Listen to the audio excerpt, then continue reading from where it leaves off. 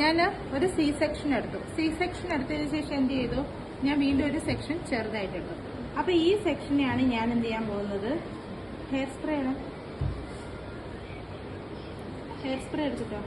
ഈ സെക്ഷനിലാണ് ഞാൻ ഏറ്റവും കൂടുതൽ ബാക്ക് കോമ്പിങ് കൊടുക്കാൻ പോകുന്നത്.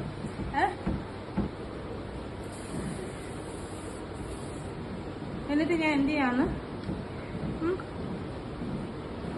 ഞാൻ എന്താ ഇവിടം പിടിച്ച് എന്ത് ചെയ്യുന്നു, സ്പ്രെഡ് ചെയ്യുന്നു.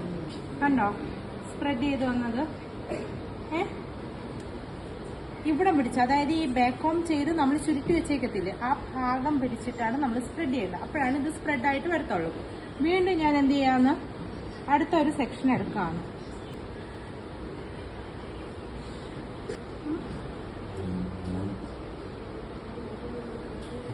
അടുത്ത സെക്ഷൻ എടുക്കുമ്പോൾ എന്ത് ചെയ്യും,